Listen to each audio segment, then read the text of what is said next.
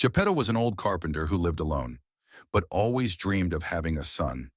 One day he carved a wooden doll with such care that he named it Pinocchio. When he finished the sculpture, Geppetto made a wish to heaven for the doll to become a real boy. That night, the blue fairy heard the wish and brought Pinocchio to life, who woke up moving and talking like a real child. Geppetto was amazed and moved, embracing Pinocchio with tears of joy. The blue fairy left an important warning. Pinocchio could become a real boy, but he needed to learn to be brave, honest, and generous. Jiminy Cricket was designated as Pinocchio's conscience, to guide him and remind him of his responsibilities. Wanting to have a better life, Pinocchio left home to go to school. On the way, he met Juan Honesto and Gedeon, who told him about a magical place called Ilha dos Prazeres, where everything was fun and there were no rules. They convinced Pinocchio that school was boring and unnecessary, and that he should accompany them to Stromboli's puppet theater. Although Jiminy Cricket tried to warn him, Pinocchio, enchanted by the idea of fame and fun, decided to follow João Honesto and Gedeon. He got carried away by the promise of a more exciting life and ignored the advice. Arriving at Stromboli's theater, Pinocchio was received with great enthusiasm. Stromboli was fascinated by a wooden doll that spoke and moved like a real child. He quickly placed Pinocchio on stage, where he performed to an enchanted audience. Pinocchio's success on stage made him feel important and happy, but the euphoria was brief. When he asked to go home, Stromboli revealed that he was more interested in exploiting Pinocchio's profit potential than in his happiness. He locked Pinocchio in a cage, planning to use him to make money from his performances.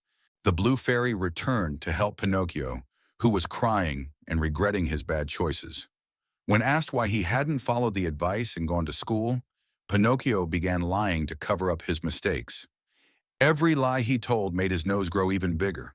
The blue fairy patiently explained that lying would only cause problems and that honesty was the only way to achieve her goals. Pinocchio, embarrassed, confessed the truth about his actions.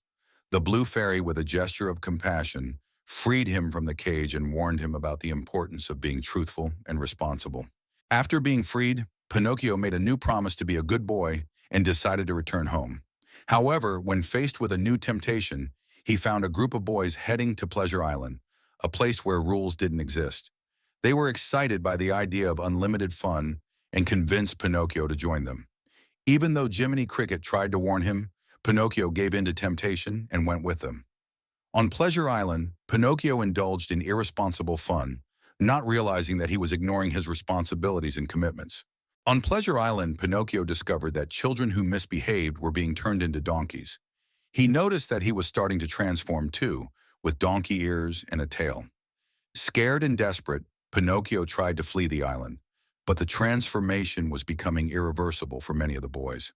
With Jiminy Cricket's help, Pinocchio managed to escape the island before it was too late. He was regretful and distressed at having ignored advice and responsibilities, and realized he needed to correct his mistakes immediately. After escaping from Pleasure Island, Pinocchio learned that Geppetto had gone in search of him and was trapped in the belly of a large whale. Determined to save his father, Pinocchio dived into the sea and found the whale. Inside the whale's stomach, Pinocchio found Geppetto, who was weak and tired. They got together and, with a brave plan, lit a fire inside the whale to force it to sneeze and release everyone from its stomach. The plan worked, and the whale expelled Pinocchio and Geppetto back into the sea.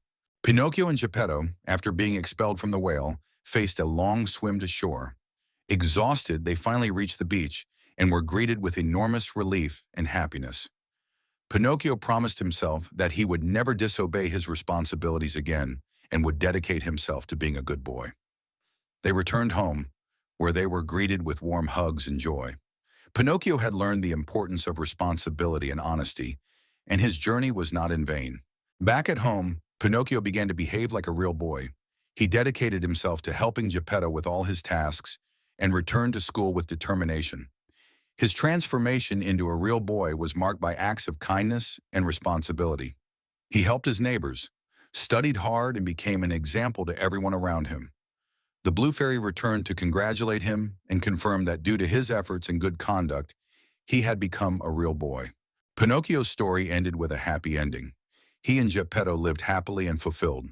with Pinocchio now being a true boy who had learned the lessons of honesty and responsibility. His life was full of love, respect, and true friendships. He became a shining example of how being true to yourself and others can bring happiness and fulfillment. The moral of the story is that being honest and responsible is the key to a full and satisfying life. If you like the story of Pinocchio, subscribe to the channel and like the video for more exciting stories and incredible adventures. The moral of Pinocchio's story is that honesty, responsibility, and courage are essential to becoming a true and happy person. It is important to learn from your mistakes and strive to be better every day. If you like the story of Pinocchio, don't forget to subscribe to the channel and like the video for more exciting stories and incredible adventures.